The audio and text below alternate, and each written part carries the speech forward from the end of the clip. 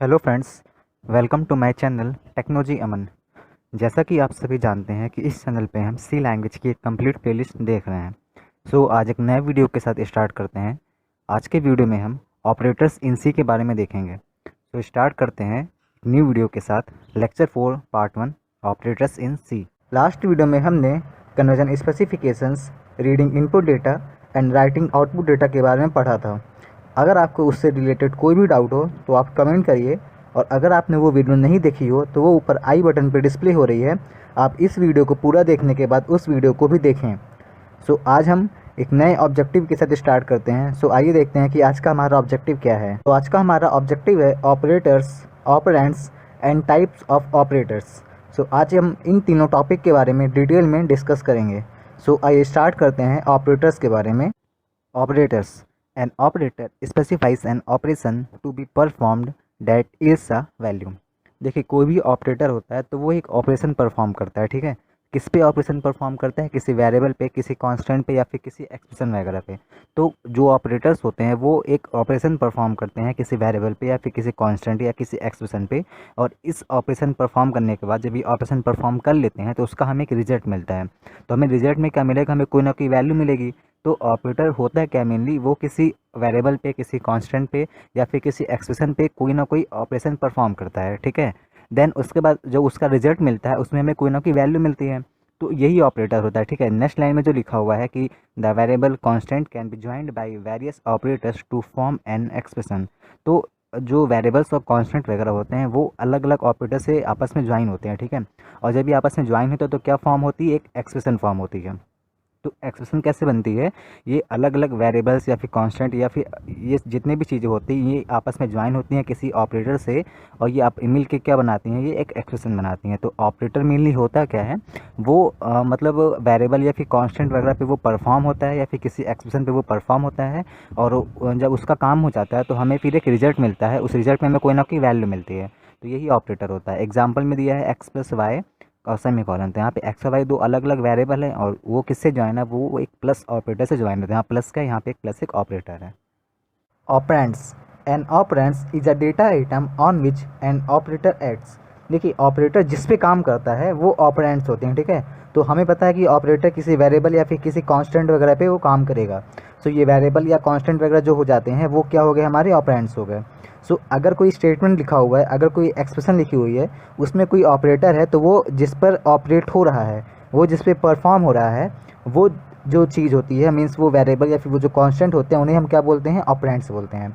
Example में x plus Y और semi colon लिखा हुआ है, जैसे जो पुराना हमारा एग्जाम्पल था, तो इसमें हमारा प्लस ऑपरेटर था, अभी हमने पहले देखा। और एक्स और वाई जो दो वेरिएबल्स हैं, कोई ना कोई वेरिएबल ही होंगे। एक्स और वाई यहाँ पे क्या हो गए? ऑपरेंड्स हो गए। ठीक है, ऑपरेटर क्या होता है? वो किसी वेरिएबल या फिर किसी कांस्टेंट वगैरह पे ऑपरेट होता है, उन पर परफॉर्म होता है, उसके थ्रू एक रिजल्ट आता है या फिर एक वैल्यू आती है। और ऑपरेंड्स क्या होते हैं? जिन पर कोई ऑपरेटर परफॉर्म होता है। ठीक है, या जिस पर वो अपना कोई ऑपरेशन करता है, वो ऑपरेंड्स होते हैं। और ये होते क्या हैं? ये कोई वेरिएबल या फिर कोई कांस्टेंट वगैरह होते हैं। ठीक है, ऑपरेटर ऑपरेंड्स आपको क्लियर हो गया होगा। अगर आपको कोई डाउट हो आप कमेंट करिए। टाइप्स ऑफ ऑपरेटर्स: देखिए, some operators require two operands while other act only upon one operand. देखिए, ऑपरेंड के हिसाब से हम ऑपरेटर को टू पार्ट में डिवाइड करते हैं मेनली। ठीक है, पहला क्या है कि ऐसे ऑपरेटर्स जिन्हें ऑपरेट होने के लिए दो ऑपरेंड्स मीन्स दो वेरिएबल या फिर दो कांस्टेंट वगैरह चाहिए होता है। तो एक ये वाला पार्ट हो गया। और दूसरा क्या होता है कि ऐसे ऑपरेटर्स जिन्हें ऑपरेट होने के लिए केवल एक ऑपरेंड या फिर एक वेरिएबल या फिर एक कांस्टेंट वगैरह चाहिए होता है। ठीक है, तो जिन ऑपरेटर को टू ऑपरेंड्स चाहिए होते हैं उन्हें हम क्या बोलते हैं? Binary operator. और जिन ऑपरेटर्स को केवल एक ऑपरेंड चाहिए होता है उसे हम क्या बोलते हैं? Unary operator. मेनली हम दो पार्ट में डिवाइड करते हैं, पर ब्रीफली देखेंगे तो ये तीन पार्ट में होते हैं। ठीक है, पहला यूनरी होता है, दूसरा बाइनरी होता है, तीसरा टर्नरी होता है। यूनिटी में क्या होता है कि यूनिटी ऑपरेटर्स ऐसे ऑपरेटर्स होते हैं जिन्हें ऑपरेट होने के लिए केवल वन ऑपरेंड चाहिए। बाइनरी ऑपरेटर क्या होते हैं? बाइनरी ऑपरेटर्स ऐसे ऑपरेटर होते हैं जिन्हें ऑपरेट होने के लिए टू ऑपरेंड्स चाहिए।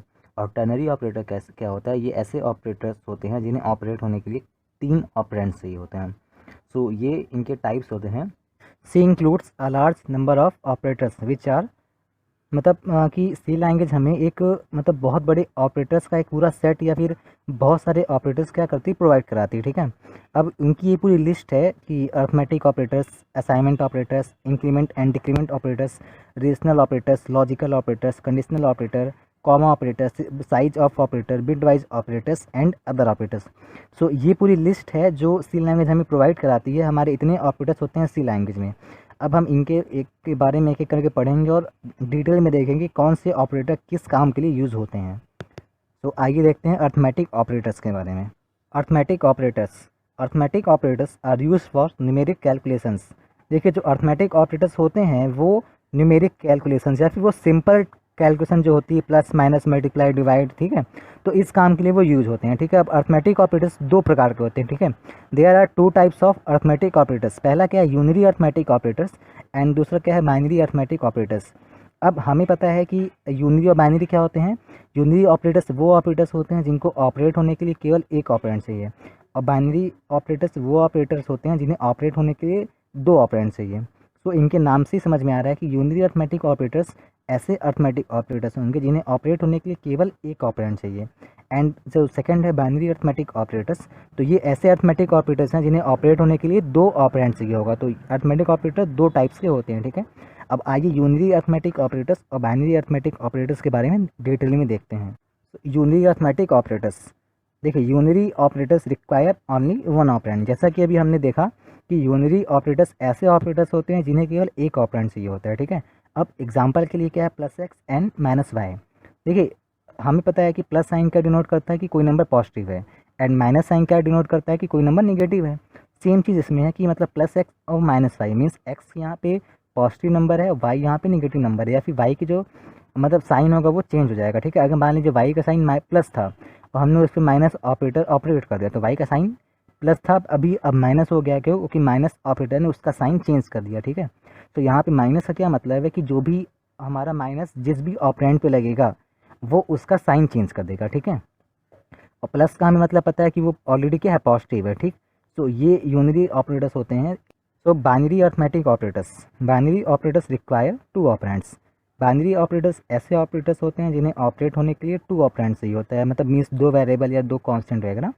सो there are 5 binary arithmetic operators. C language में हमारे पास 5 बाइनरी अर्थमेटिक ऑपरेटर्स हैं। ठीक है, प्लस माइनस मल्टीप्लाई पर डिवीजन वाला साइन है M%। ठीक है, मीन्स प्लस का पर्पस क्या होता है, एडिशन, मतलब दो नंबर्स को या फिर जितने भी नंबर्स हैं उन्हें आपस में ऐड करना। माइनस मतलब क्या, उन्हें सब्ट्रैक्ट करना।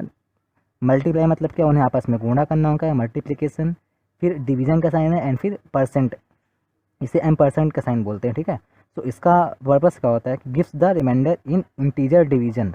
मीन्स हम जैसे हम डिवाइड करते हैं तो हमें क्या मिलता है, हमें क्यूटेंट मिलता है। ठीक है, और अगर हमें रिमाइंडर चाहिए होगा तो हम क्या करेंगे, M% का साइन यूज़ करेंगे। ठीक है, अब आइए हम इन सभी पांचों टाइप्स के ऑपरेटर्स का हम लाइव एग्जांपल करके देखते हैं कि कौन कैसे काम करता है। तो हमने अपना टर्बो C++ ओपन कर लिया है। अब आइए हम इसमें अर्थमेटिक ऑपरेटर का एग्जांपल करके देखते हैं। तो हम इसमें प्रोग्राम बनाते हैं और उस प्रोग्राम में हम अर्थमेटिक ऑपरेटर का एग्जांपल करके देखते हैं। So example of arithmetic operators.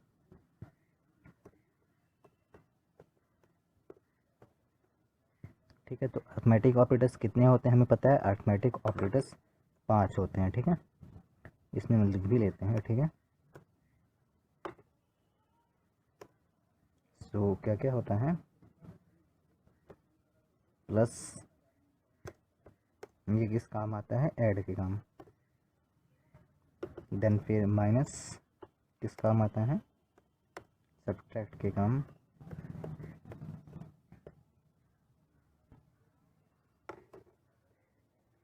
Then फिर क्या होता है, मल्टीप्लिकेशन या फिर मल्टीप्लाई, इसका काम क्या होता है, मल्टीप्लाई करना या मल्टीप्लिकेशन के काम आता है। देन फिर क्या, divide, use for division. Then फिर क्या होता है, मॉडुलस ऑपरेटर। ठीक, इसका काम क्या होता है, रिमाइंडर निकालना। ठीक। तो ये 5 अरिथमेटिक ऑपरेटर्स हमारे पास होते हैं।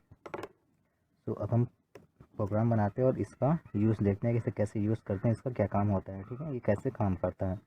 सो हम सबसे पहले अपने प्रोग्राम का बेसिक स्ट्रक्चर लिख लेते हैं, ठीक है।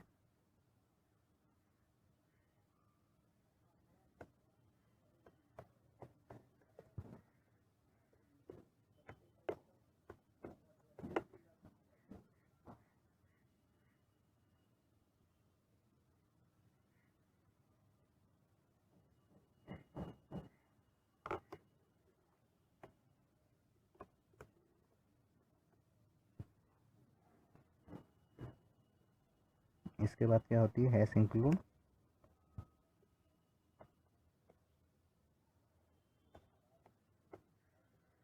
conio dot H. देन फिर क्या होता है, मेन फंक्शन आता है,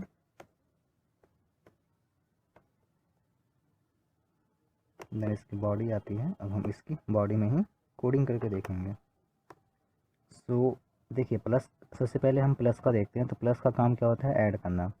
सो अब हम दो नंबर लेते हैं, उन्हें ऐड करके देखते हैं, ठीक है। सो मान लीजिए हम इन टाइप का दो नंबर ले लिए, एक्स एंड वाई। इसका रिजल्ट हम कहाँ रखेंगे, जेड में रखेंगे। तो हम अब ये स्क्रीन यूज़ करते हैं, जिससे पुराना जो भी आउटपुट होगा वो क्लियर हो जाएगा और हमें अपना नया आउटपुट दिखेगा। अब आप चाहें तो दो नंबर यूजर से इनपुट करा सकते हैं, और अगर आप चाहें तो एक्स और वाई को इनिशियलाइज करके और उसको दोनों नंबर को आपस में ऐड कर सकते हैं, ठीक है। तो अभी हम क्या करते हैं, एक्स और वाई को इनिशियलाइज कर दे रहे हैं। मान लीजिए हमने एक्स इक्वल टू 24 दे दिया एंड वाई इक्वल टू 22 दे दिया, ठीक है। अब हम क्या करेंगे, जेड में इसका रिजल्ट देखेंगे। तो हम क्या करेंगे, Z equal to X plus Y. अब हमें जेड की वैल्यू देखनी है, उसके लिए हम क्या प्रिंटफ फंक्शन यूज़ करते हैं।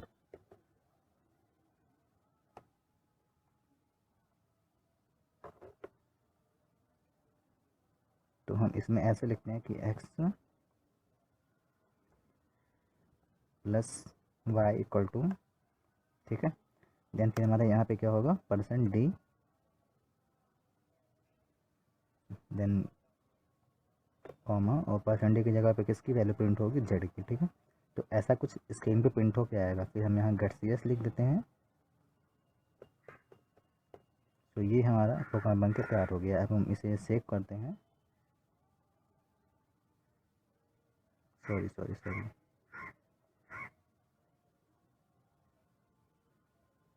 तो आप इसे किसी भी नाम से सेव कर सकते हैं। मैं इसे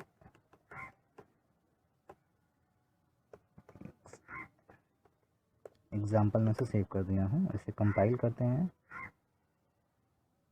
0 वार्निंग्स एंड 0 एरर्स। रन करते हैं इसे,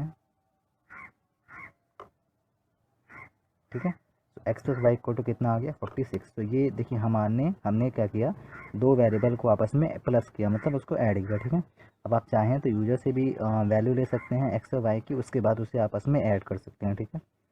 तो वो आप अपने से करके ट्राई कर लीजिएगा। अगर आपको नहीं आएगा तो आप कमेंट करिएगा, मैं उसका भी प्रोग्राम बना के आपको बता दूंगा। हम देखते हैं माइनस ऑपरेटर का। तो अब हम सिंपली इसी की जगह पे क्या करते हैं, माइनस कर देते हैं। तो अब क्या होगा, एक्स में 24 है, वाई में 22 है, तो जेड में क्या आएगा, इन दोनों का सब्ट्रैक्शन, ठीक है। और यहाँ पे हम क्या कर देते हैं, माइनस कर देते हैं। इसे अगेन सेव करते हैं, दोबारा कंपाइल एंड रन करते हैं।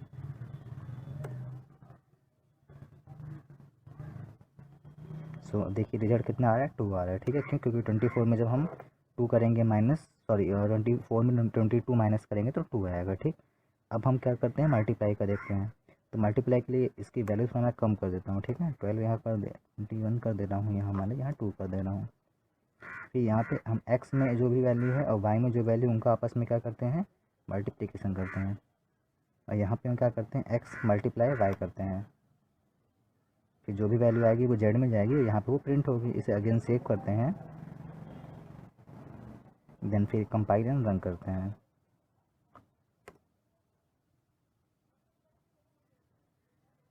तो देखिए इसकी 42 वैल्यू आ रही है, ठीक है। देन फिर हम क्या करते हैं, अब हम देखते हैं डिवीज़न का।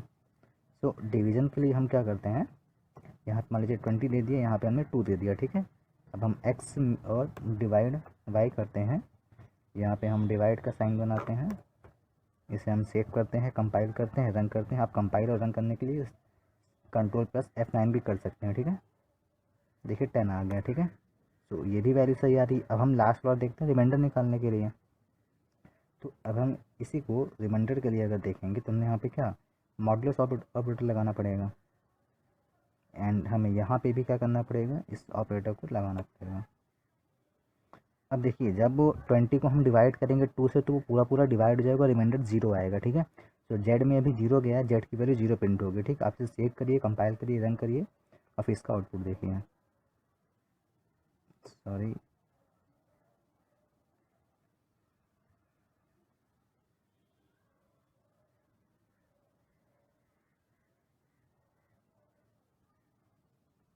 % यहाँ पे आ रहा है।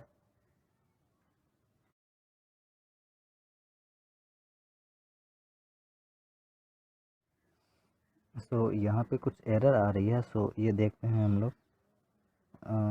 यहाँ पे % लगा हुआ है, मे बी ये % की वजह से वो कंफ्यूज हो जा रहा है कि ये %d की जगह पे जेड की वैल्यू प्रिंट होगी, फिर %y की जगह पे। तो हम यहाँ पे मॉडुलस लिख के देखते हैं, ठीक है। मतलब x मॉडुलस y क्या, उसका रिजल्ट क्या आएगा। अब हम इसे सेव करते हैं,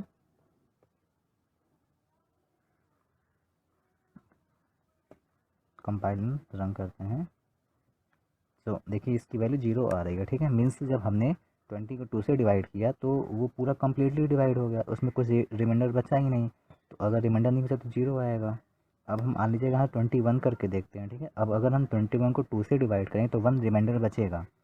तो इसे हम दोबारा सेव करते हैं, कंपाइल और रन करते हैं, ठीक है। अब देखिए वैल्यू 1 आएगा, या जेड का वैल्यू, ठीक है। देखिए जेड की वैल्यू 1 आ रही है। तो ये हमारा एक प्रोग्राम था जिसमें हमने plus minus multiply divide and remainder means पांचों अर्थमेटिक ऑपरेटर के बारे में पढ़ के देखा। अगर आपको कोई प्रॉब्लम आती है आप कमेंट करिए, आप इसे घर पे अपने से बना के देखिए, और इस तरह और भी बहुत सारे प्रोग्राम बना के देखिए जिसमें हमारा अर्थमेटिक ऑपरेटर का यूज़ हो रहा है, ठीक है।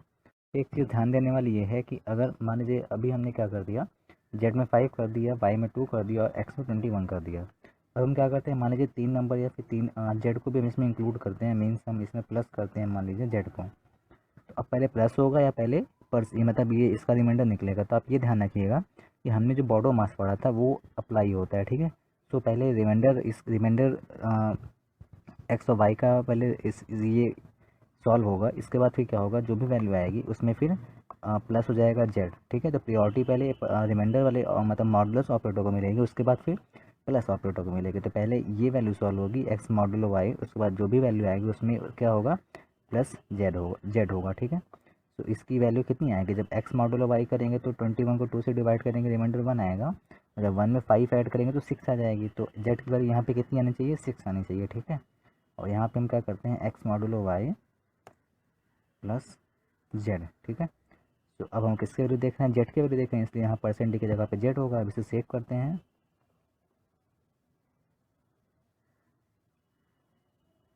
ठीक है, कंपाइल रन करते हैं। तो देखिए जेड की वैल्यू 6 आ रही है।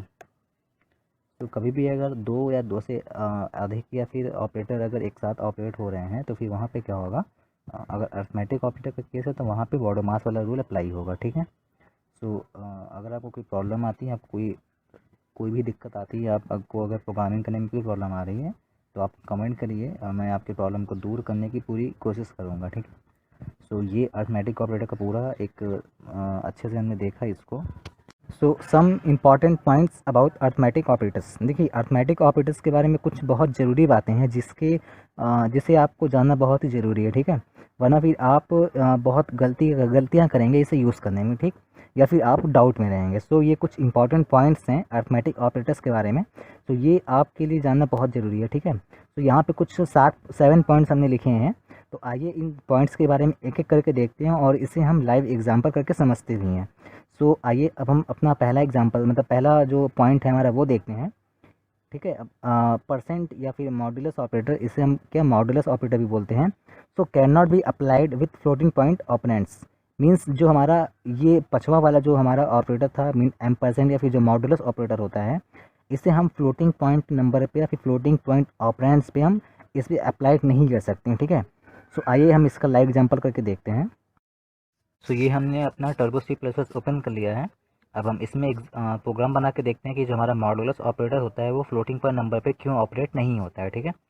सो अब हम अपने प्रोग्राम का बेसिक स्ट्रक्चर लिखते हैं। So hash include stdio.h hash include conio.h void main।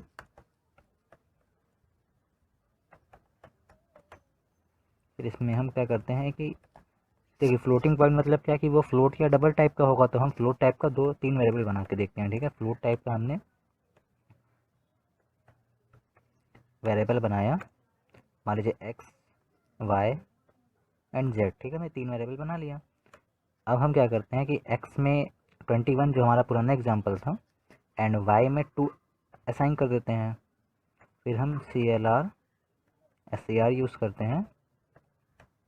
फिर हम क्या करते हैं कि इसको देखते हैं कि ये अगर हम x मॉडुलो y करते हैं तो ये होता है कि नहीं होता है, ठीक है। देन फिर हम z की वैल्यू प्रिंट कराते हैं।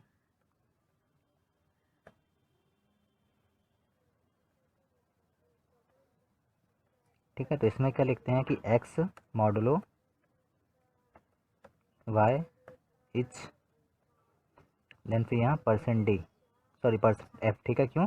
क्योंकि हमने फ्लोट टाइप का वेरिएबल बनाया और %f की जगह पे क्या प्रिंट होगा, जेड की वैल्यू प्रिंट होगी, ठीक है। जेड की जो भी वैल्यू होगी वो %f की जगह पे प्रिंट हो जाएगी। देन फिर हम क्या करते हैं, गेट CS लिखते हैं यहाँ पे एंड अब हमारा प्रोग्राम बनके तैयार हो गया, ठीक है। तो इसे हम सेव करते हैं। आप इसे किसी भी नाम से सेव कर सकते हैं, ठीक है। मैं इसे नाम से सेव कर देता हूँ। देन फिर इसे कंपाइल एंड रन करते हैं, ठीक है। तो कंपाइल किए, देखिए हमारे यहाँ पे 2 वार्निंग्स एंड 1 एरर्स आ रही है। देखिए यहाँ पे एरर में क्या लिखा है कि जो है illegal use of floating points, ठीक है। या फिर Y and X is assign a value that is never use, मतलब उसे कहने का यही सेंस है कि क्योंकि हमने देखिए यहाँ पे फ्लोट टाइप का वेरिएबल एक्स और वाई बनाया है और हमें पता है कि फ्लोटिंग पॉइंट नंबर पे और हमारा जो मॉडुलस ऑपरेटर होता है वो अप्लाई नहीं होता है, इसलिए यहाँ पे एरर आ रही है। तो ये इसका मतलब था, ठीक है। सेकंड इंपॉर्टेंट पॉइंट क्या है कि there is no exponent operator in C, ठीक है। However there is a library function POW to carry out exponentiations operations, ठीक है। तो इसमें कहने का सेंस क्या है कि हमारे पास अगर हमें पावर निकालनी है किसी भी वेरिएबल की या फिर किसी भी कॉन्सोनेंट की, मान लीजिए 2 की पावर 2 निकालना है, तो उसके लिए हमारे पास कोई एक्सपोनेंट ऑपरेटर नहीं है। इसके लिए हमारे पास एक लाइब्रेरी फंक्शन है POW नाम का, तो इसी से हम एक्सपोनेंशियल चीज़ें करते हैं, ठीक है। तो इसके लिए हम जो एग्जांपल बनाएंगे उसके लिए मैं एक अलग से प्रोग्राम बना के डाल दूंगा, वो आप देखिएगा तो ये पॉइंट आपको अच्छे से समझ में आ जाएगा। फिर थर्ड पॉइंट क्या कहता है कि unity plus and unity minus operators are different from addition and subtractions operators, ठीक है। देखिए यूनिटी प्लस और यूनिटी माइनस जो होता है वो अलग होता है, ठीक है, और एडिशन सब्ट्रैक्शन ये अलग होते हैं, ठीक है। ये आपको वैसे ही समझ में आया होगा क्योंकि इसके लिए कोई एग्जांपल की देखने की ज़रूरत नहीं है, बट अगर आपको इसमें कोई डाउट लगता है तो आप बताइएगा, मैं इस पर भी प्रोग्राम या फिर एक एग्जाम्पल बना के आपको दिखा दूंगा। फिर क्या कह रहा है, when both operands are integer the resulting value is always an integer. देखिए अगर हमने 2 वेरिएबल या 2 से ज़्यादा वेरिएबल बनाए हैं, ठीक है, और अगर सभी वेरिएबल इंटीजर टाइप के हैं तो जो वैल्यू है, जो हमारा रिजल्ट निकल के आएगा वो भी इंटीजर ही आएगा, ठीक है। फिर क्या कह रहा है, the second operand must be non zero for division and modulus operations. देखिए ये आपको पता है कि हम किसी भी नंबर को 0 से डिवाइड नहीं कर सकते हैं, ठीक है, उसमें एरर आ जाती है। और मॉडुलस ऑपरेटर में भी क्या होता है, हम डिवाइड ही करते हैं, बस उसमें रिमाइंडर देखते हैं। तो हम डिवाइड दोनों में कर रहे हैं, डिवीजन में भी मॉडुलस में भी। तो ये ध्यान रखने वाली चीज़ है कि जब हम डिवीजन या मॉडुलस ऑपरेशन यूज़ करते हैं या डिवीजन और मॉडुलस ऑपरेटर का यूज़ करते हैं तो उसमें जो सेकंड ऑपरेंड होगा, मीन्स जिससे हम डिवाइड करेंगे, वो कभी भी 0 नहीं होना चाहिए, वो हमेशा कैसा होगा, नॉन जीरो नंबर होगा, ठीक है। फिर 6th पॉइंट क्या कहता है, when both operands are floating point type the result is also floating point type. अब अगर हमारे पास 2 ऑपरेंड्स है वो फ्लोट टाइप के हैं, ठीक है, तो जो हमें जो रिजल्ट आएगा वो भी फ्लोट टाइप का ही आएगा। मीन्स अगर हमारे पास 2 ऑपरेंड्स है वो इंटीजर टाइप के हैं तो जो वैल्यू आएगी वो इंटीजर आएगी। तो अगर हमारे पास 2 ऑपरेंड्स हैं जो फ्लोट टाइप के हैं तो जो वैल्यू आएगी या फिर जो रिजल्ट आएगा वो कैसा आएगा, फ्लोट टाइप का होगा। अब अगर when one operand is of integer type and other is of floating point type then the resulting value is float type. देखिए अब अगर हमारे पास दो ऑपरेंड्स हैं, एक इंटीजर टाइप का एक फ्लोट टाइप का है, अगर हम उस पर कोई ऑपरेशन करते हैं तो जो रिजल्ट है वो फ्लोट टाइप का आएगा, ठीक है। सो ये कुछ इंपॉर्टेंट पॉइंट्स थे अर्थमेटिक ऑपरेटर्स के बारे में जिसका जानना आपको ज़रूरी था। तो अगर आपको ये समझ में आता है तो बहुत अच्छी बात है, बट अगर आपको कोई भी डाउट आता है किसी भी पॉइंट से लेकर तो आप कमेंट करिए, मैं उस पॉइंट पे अच्छे से एक एग्जांपल बता के आपको समझाऊंगा। तो thanks for watching this video. अगर आपको ये वीडियो अच्छी लगी हो तो इसे लाइक करें, चैनल को सब्सक्राइब करें और अधिक से अधिक शेयर करें और अपना सपोर्ट करें। अगर आपको इस वीडियो का PDF चाहिए तो आप हमारे टेलीग्राम चैनल को ज्वाइन कर सकते हैं जिसका लिंक डिस्क्रिप्शन सेक्शन में दिया हुआ है। अगर आपको कोई भी डाउट आता है आप मुझे मेल कर सकते हैं, आप टेलीग्राम चैनल पे भी मुझे बता सकते हैं या फिर आप कमेंट कर सकते हैं। आप हमारे इंस्टाग्राम चैनल को भी ज्वाइन कर सकते हैं जिसका लिंक ऑलरेडी डिस्क्रिप्शन सेक्शन में दिया हुआ है। आप वहाँ भी मुझे फॉलो करिए और अपने डाउट्स, और वहाँ पे भी आप बहुत सारी इन्फॉर्मेशन देख सकते हैं, ठीक है, जो मैं ऑलरेडी वहाँ पे पोस्ट कर चुका हूँ और मैं रोज़ वहाँ पे पोस्ट करता रहता हूँ। सो आप अपना सपोर्ट करिए। तो मिलते हैं नेक्स्ट वीडियो में, तब तक घर पे रहें, कोविड के प्रिकॉशंस का फॉलो करें और बी सेफ़।